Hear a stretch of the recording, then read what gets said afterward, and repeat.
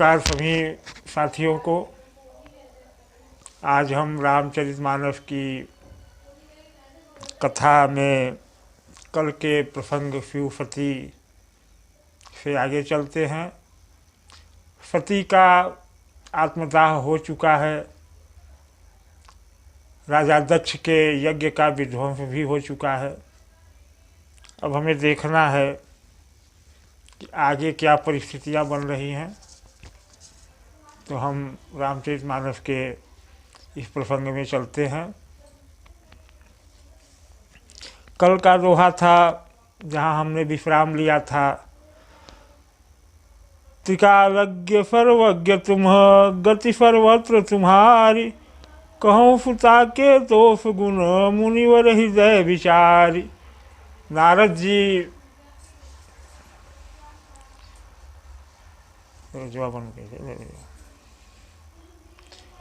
नारद जी हिमालय के घर पे पधार चुके हैं, जहाँ सती का पुनर्जन्म हुआ है पार्वती के रूप में।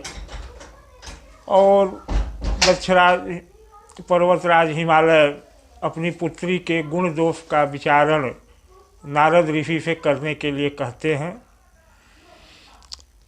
कह मुनि बिहसी गूढ़ मृदुबानी, सुता तुम्हारी सकल गुण खानी। सुंदर सहज सुशील सयानी, नाम उमा अंबिका भवानी। नारद जी कह रहे हैं हंस करके कि हे राजन, आपकी कन्या समस्त गुणों की खान है और स्वभाव से ही सुंदर सुशील और समझदार है। उमा अंबिका और भवानी इसके नाम है। हुई है पूज्य सकल जग माही, यही सेवत कछु दुर्लभ नाही। यही कर नाम सुमिरी संसारा, त्रिय चढ़ी है पतिव्रत सिधारा। हे राजन, आपकी कन्या जगत में पूज्य होगी और इसकी सेवा करने से कुछ भी दुर्लभ नहीं होगा, अर्थात जो इनकी सेवा करेगा उसे सब कुछ उपलब्ध होगा। संसार में स्त्रियां इनका नाम स्मरण करके ही प्रतिव्रत रूपी तलवार की धार पर चढ़ जाएंगी। फैल फुलच्छन सुता तुम्हारी, सुनहु जे अब अवगुण दुई चारी। अगुण अमानु मातु पितुहीना, उदासीन सब संशय छीना। कह रहे हैं कि हे पर्वतराज, आपकी कन्या में तो सारे गुण ही गुण हैं, लेकिन जहाँ गुण होता है तो कुछ अवगुण भी होते हैं। तो जो अब दो चार अवगुण हैं वह भी सुन लीजिए। तो अवगुण क्या है कि हे पर्वतराज, आपकी कन्या सुलक्षणी है, इसमें जो दो चार अवगुण है उन्हें भी सुन लीजिए। गुणहीन, मानहीन, माता पिता विहीन, उदासीन, संशयहीन, लापरवाह। क्या होगा? तो जोगी जटिल काम मन, नगन मंगल बेश। अफ स्वामी यही कह मिलही, परी हस्त फिरेख।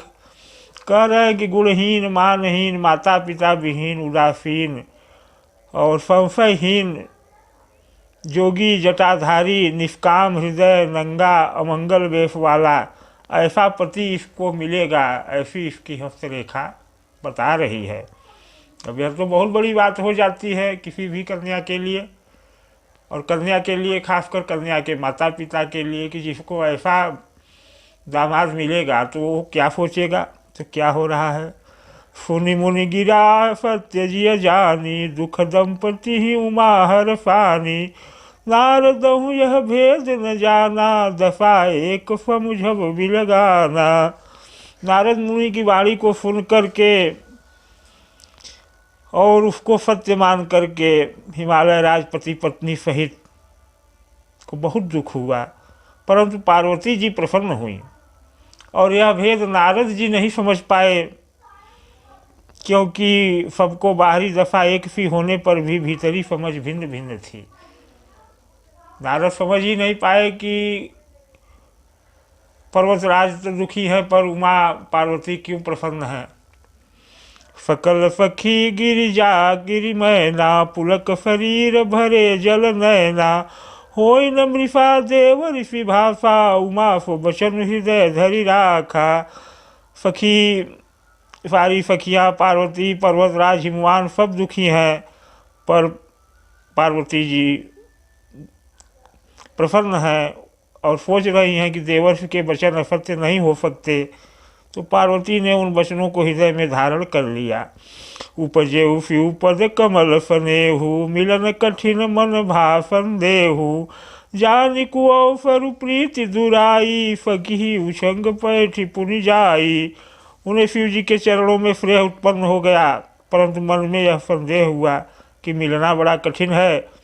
अवसर ठीक न जानकर उमा ने अपने प्रेम को छिपा लिया और फिर वे सखियों की गोद में जाकर बैठ गई। झूठ न होय देवर शिवानी, सोचहि दंपति सखी सयानी, उरधरि धीर कहूँ गिरिराऊ, कहूँ नाथ करिय पाऊ। देव ऋषि की वाणी झूठी हो नहीं सकती, इस बात का पूर्ण विश्वास है हिमालय राज को और उनकी रानी मैना को। तो पूछ रहे हैं कि हे महर्षि, इसका कोई उपाय हो तो बताइए, क्योंकि यह तो अच्छा नहीं है।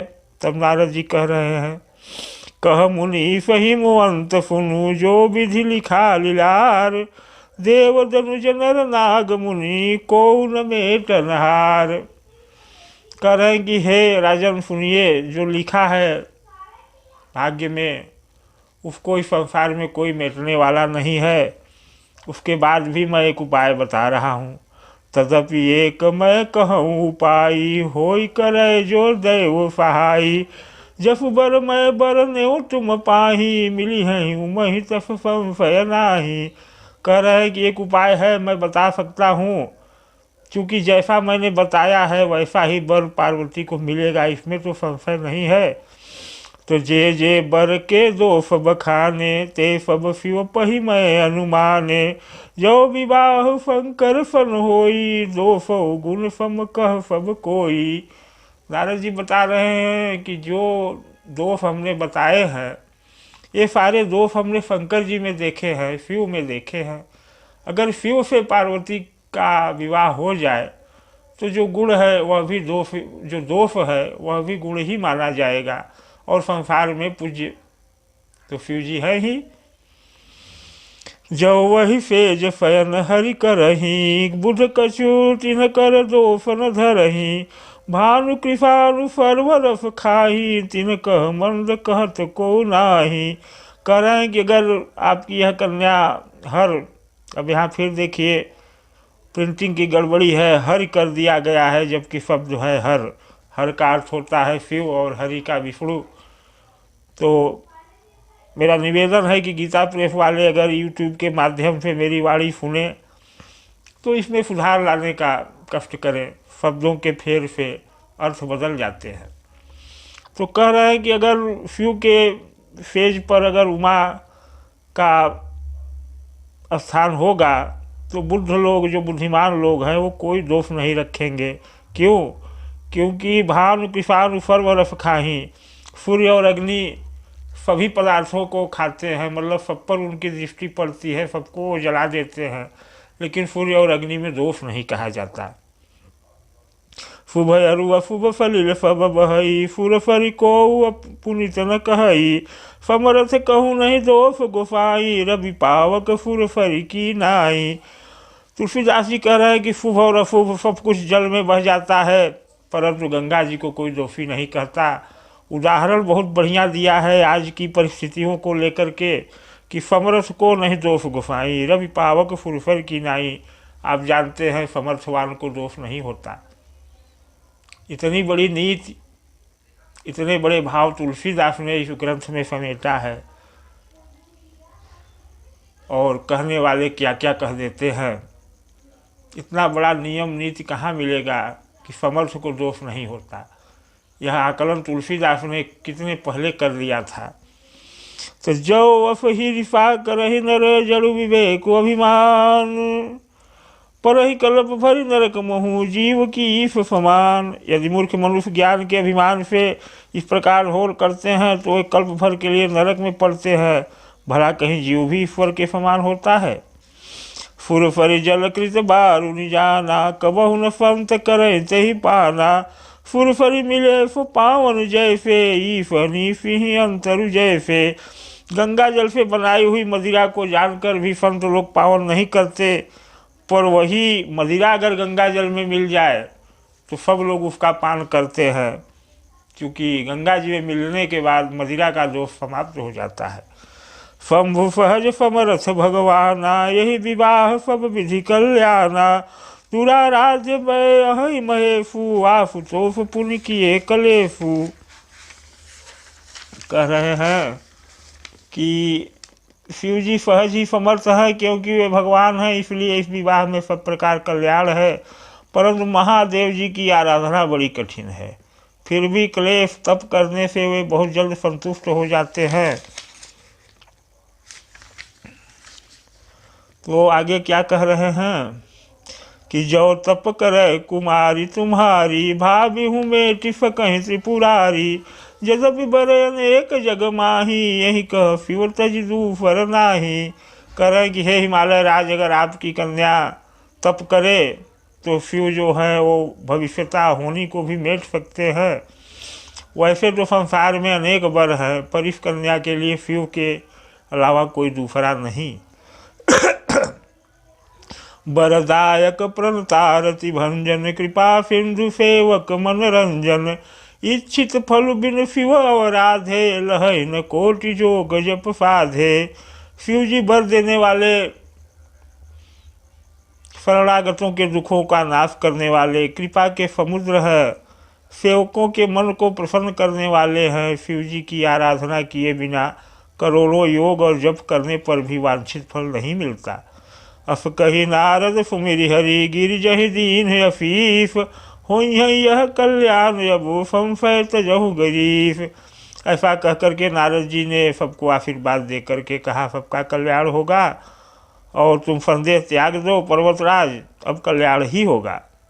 अस कही ब्रह्म भवन मुनि गयऊ, आगिल चरित सुनहु जस भयऊ। पति ही एकांत पाई कह मैना, नाथ न मैं समुझी मुनि बैना। आगे क्या हुआ कि जब नारद जी चले गए तो पति को एकांत में पा करके मैना यानी पार्वती की माता अर्थात हिमालय राज की पत्नी ने उनसे कुछ वचन कहा कि हे नाथ, मैं ऋषि के वचनों का अर्थ नहीं समझी। जो घर बर कुल होई अनूपा, करिय विवाह सुतायन रूपा। दत्त कन्या बर रहो कुंवारी, कंत उमा मम प्राण प्यारी। कह रहे हैं कि अगर घर बर अनुरूप हो तो विवाह करिए, और नहीं तो कन्या कुंवारी ही रहे, क्योंकि पार्वती हमें प्राण से प्यारी है, और इस तरह के विवाह को मैं अनुमति नहीं दे सकती। जो न मिलहि बर गिर जहि जोगु, गिरिजर सहज कहीं सब लोगु। सोई विचारी पति करहु विवाहु, जेहि न बहोरी होई उरदाहु। कह रहा है कि यदि पार्वती की योग्य वर न मिला तो सब लोग कहेंगे कि पर्वत स्वभाव से ही जड़ अर्थात मूर्ख होते हैं। तो हे स्वामी, इस बात को विचार कर ही विवाह कीजिएगा, जिसमें फिर पीछे हृदय में संताप न हो। अफ कही परी चरण धरि शीशा, बोले सहित स्नेह गिरीशा। बरु पावक प्रगटय शशि माही, नारद बचन अन्यथा नाही। इतना कह करके मैना अपने पति का पैर पकड़ लेती हैं, और तब हिमालय ने प्रेम से कहा कि चाहे चंद्रमा में अग्नि प्रकट हो जाए, पर नारद जी के वचन झूठे नहीं हो सकते, इसलिए इस बात पर शंका और दुख करने का कोई कारण नहीं है। प्रिया सोचु परिहरहूँ, सब सुमिरहूँ श्री भगवान। पार्वती निर्मय जही, सोई करी हई कल्याण।